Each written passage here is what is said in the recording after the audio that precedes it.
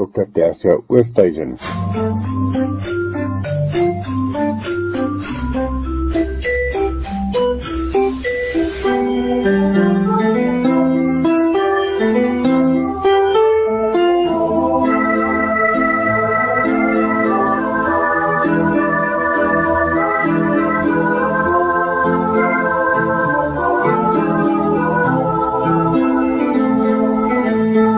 Lig op geestesgesondheid, Dr. Tersia Oosthuizen van die Noordwes Universiteit, bedryfs- en voorligtingsielkundige.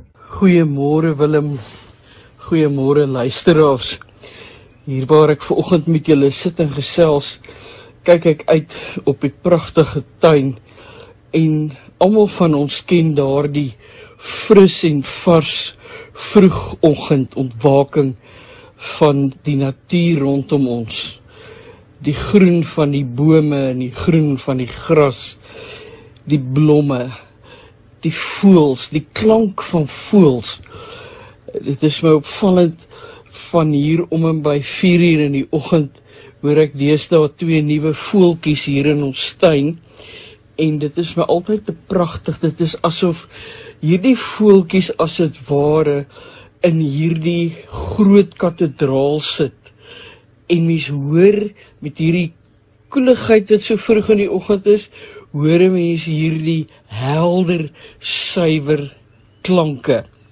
En ek hoop dat ons in hierdie tyd, waar ons nou al hoe nader en nader ook na die feestyd beweeg, kan tyd maak om te luister, wat sê die natuur vir ons. Luisteraars, Willem, ek het die afgelope 5 weke gesels oor veerkragtigheid en veral hoe kan ons veerkragtigheid by kinders bevorder.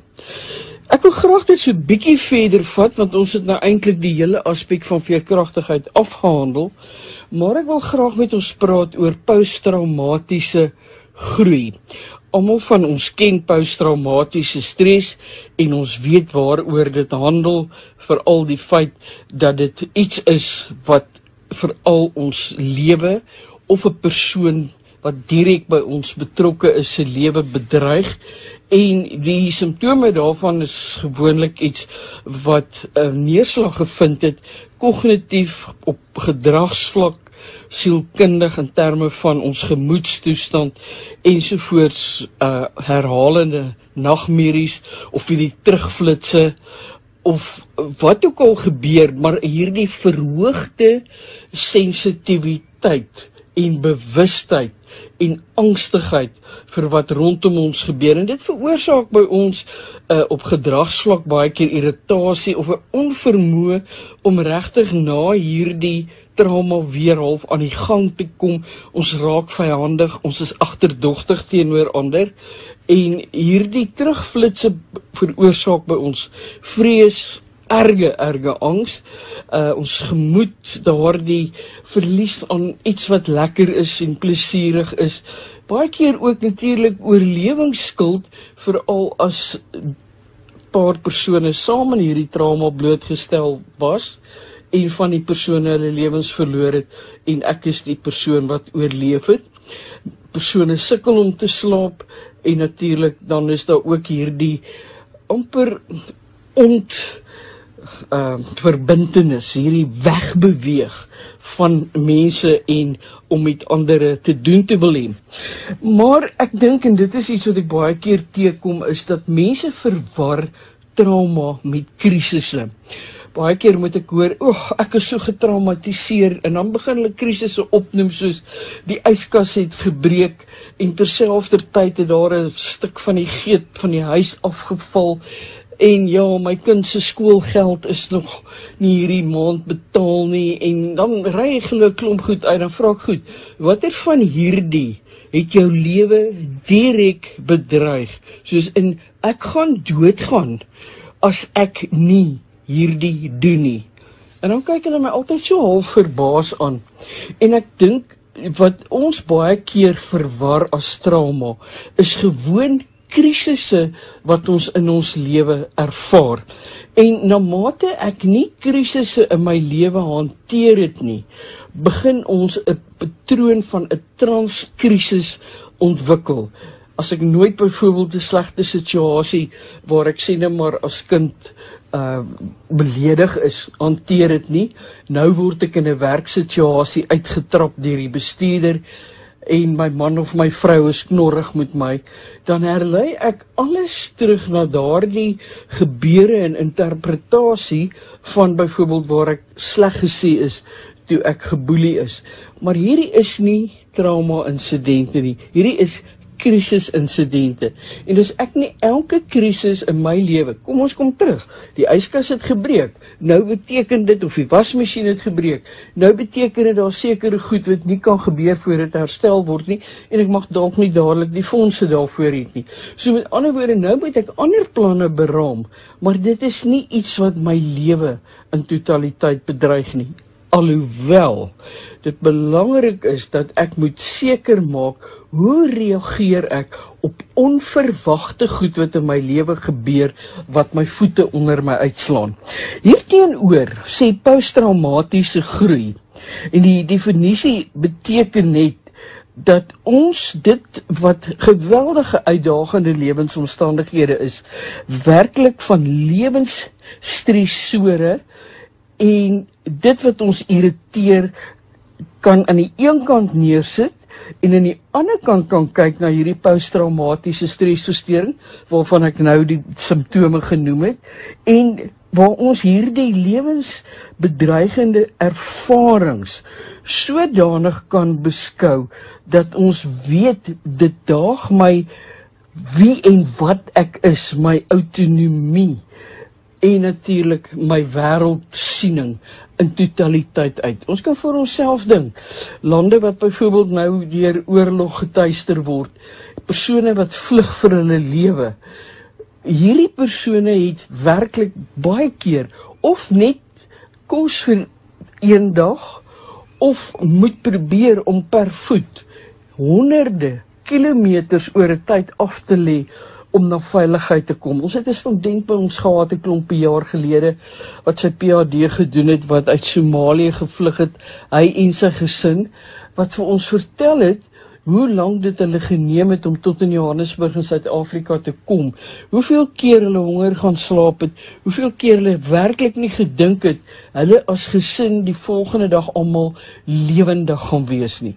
Dit is intense trauma, maar nou, baie mense steek vas by die feit dat ek deur hierdie baie slegte, negatiewe ervaring gegaan het, en dit hang van elkeen van ons en ons copingstrategieë af. Dit is so, dat partykeer is tyd die aspek wat ons help om weer by hierdie normale punt, hierdie equilibrium uit te kom. In ander gevalle is dit wat met ons gebeur in terme van diegene wat ons liefhet en naby aan ons is. Maar, en hier kom ons weer terug na dit wat ons gesien het by veerkragtigheid. Ondersteuning, sosiale ondersteuning, uitreik na ander mense, hulp aanvaar van ander mense. Ek dink dit is een van daardie aspekte wat ons nooit uit die oog moet verloor nie. Wanneer iemand deur 'n stuk trauma gaan, dat ons kan weet, ons is daar vir mekaar nommer 1, maar nommer 2, dat ons luister en ons hoor en ons is betrokke.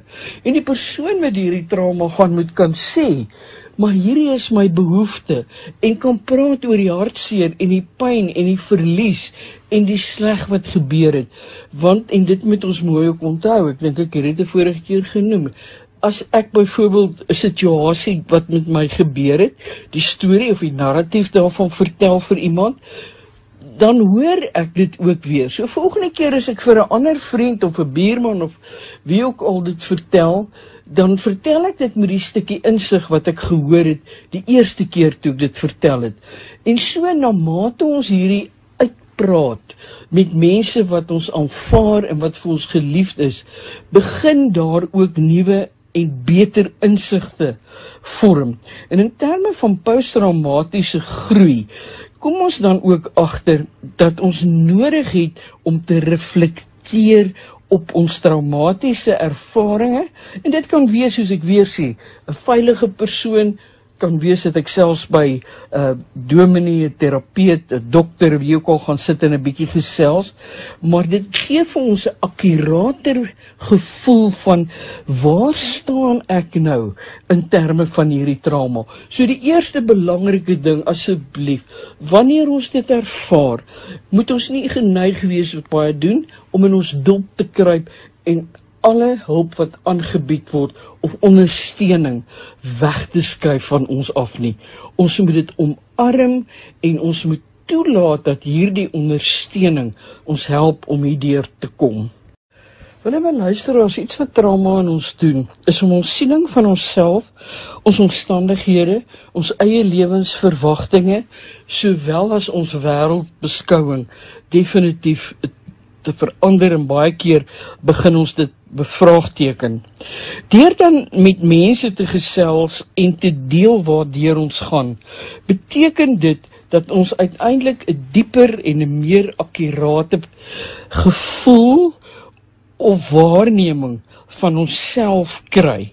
En begin ons mettertyd agterkom dat hierdie pyn en intensiteit van die trauma begin skuif. Ons kom op 'n punt waar ons persoonlike waardes en die betekenis wat ons aan die lewe en ons geliefdes of ander het, dan nou weer in intensiteit begin toeneem en raak ons bewus daarvan dat ons nog hier en nou in die lewe is. As ons terugkom na die sogenaamde selfdeterminasieteorie van Ryan en Deekie wat handel oor my eksterne versus interne motivering. Nou begin ek waar ek byvoorbeeld met die trauma alles rondom my gesien het as die rede waarom goed verkeerd geloop het. Nou begin ek na myself kyk en vir myself sê, okay, dit kan wees, 'n motor het deur 'n verkeerslig gejaag, my motor getref, daar was 'n groot ongeluk, die persoon saam met my in die motor het gesterf, ek is die langslewende. Maar wat nou gebeur is, as ek hierdie gedagtes begin uitdaag, in plaas van om die gate in die pad te beskuldig, die verkeersligte wat nie gesinkroniseer was nie, die feit dat daar wetteloosheid op die paai is, met ander woorde, alles wat waar is, ja, maar eksterne locus van kontrole is, bring ek nou na binne en ek sê vir myself, goed, die feit dat ek oorleef het, beteken dat ek nog 'n doel en rede op aarde het. Ons kom terug na ding wat ek van tevore gesê het, van iets wat gebeur vir my en nie met my nie. So nou begin ek 'n bietjie meer waarde heg aan die feit dat ek met 'n doel en 'n rede nog steeds hier is. Kognitief, met ander woorde, hoe ek dink oor dit wat met my gebeur het, begin nou meer en meer motiveer of 'n motivering by my veroorsaak van, maar as ek dan 'n doel en 'n rede het, dan moet ek iets met hierdie doel en rede doen. Ek moet iets met my teenwoordigheid hier op aarde en tussen mense doen, en dit help my, en ek kom weer terug na die sosiale ondersteuning, as ek dan by daardie punt kom, vir mense te kan sê, maar goed, ek het oorleef, en dan moet 'n doel en rede wees, en ons reflekteer 'n bietjie, en ons gesels bietjie, en vind uit, maar wat kan ek van hier af doen, om voort te leef, waar ek, ten spyte van die pyn, weer 'n nuwe dag in kleur kan onskou, want dit is iets wat mense baie keer van sê, wat deur trauma gaan, sê, ek sien alles in swart en wit. Ons weet van soveel gevalle waar 'n persoon argumentsonthaalwe vermoor is, en dan word daar agterna een of ander stigting in die naam van hierdie persoon op die been gebring, waar mense dan gehelp word, sê nou maar dis iemand wat verkragt is of wat ook al. En dit is maniere om hierdie terugwip, hierdie veerkragtigheid terug te sit, sodat ek dan iets kan doen om te sê, daai positiewe herdefiniering van, maar ek is nog hier. Baie keer kry ons dit, dat hierdie sogenaamde posttraumatiese groei amper meer outomaties by sekere persone begin ontwikkel, waar ons begin dink in terme van, maar wat het regtig hier gebeur, wat was die invloed hiervan op my, is daar hoop vorentoe. En julle sal onthou, hoop beteken, ek kry weer 'n doel, want ek weet wie en wat ek is, en ek identifiseer die pad wat my na daai doel toe moet neem. Ek begin weer dit wat en wie ek is in my menswees, my sterktes identifiseer, en ek heg waarde daarvan. En dit vind dan neerslag 'n nuwe aksie wat ek neem, dinge wat ek gaan doen, soos wat ek nou net verduidelik het. Ek dink wat ook baie belangrik is, wat ons toenemend ervaar, as ons kyk na posttraumatiese groei, as ons na ons sterktes kyk, ons kyk na ons scoping, dan beteken dit dat ons in ons lewe, soos wat ons tot vandag gekom het, sekere metodes of maniere gevind het, wat ons gehelp het om oor ons krisisse te kom, sodat ons krisisse ons nie verlam nie.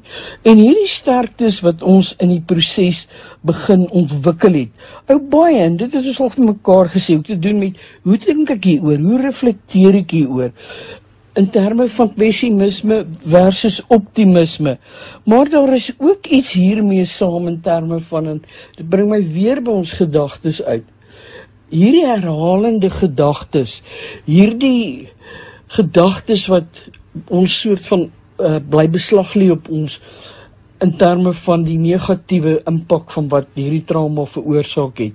Hoe kry ek dit gestop? En ek dink baie keer, en dit is wat ek hoor by kliënte ook, is dit afgesien van die feit dat ek 'n doelde bewus kan stop, is dit ook 'n proses waar ek mettertyd anders begin dink, soos wat ek weer hoop vir die lewe begin kry. Ja, dit is so, dat baie van ons dalk langer gaan vat om oor hierdie trauma te kom, maar ons moet bly onthou wie en wat ons is, en watter karaktertrekke en waardes vir my belangrik is.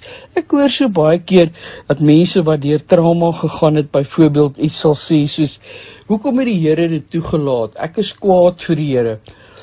En die Here se genade is so groot, ek sien dit so baie keer, as 'n vaderfiguur, by wie ek letterlik in 'n gesprek langsom kan gaan sit, en ons vrae kan vra en ons pyn kan deel. Ek bedoel, die uiterste van pyn is deur Jesus self ervaar. En die Vader was ten volle bewus daarvan en het geweet wat hierdie pyn behels. So in ons vlakke van distress en hartseer en alles wat daarmee saamgaan, het ons 'n Vader met wie ons ook kan gaan praat. En as ons dan vir hom kwaad is, het ons ook daardie plek wat ons moet bereik, waar ons kwaad moet kan omskakel. In daardie gewone, wil ek amper sê, net sit en sug, baie keer, 'n gebed sonder woorde. En waar ons kan weet, ten spyte van alles, die feit dat ek nog hier is, dat ek nog leef, dat ek nog kan aangaan, dat ek nog 'n verskil kan maak, beteken daar is genade en daar is goedheid.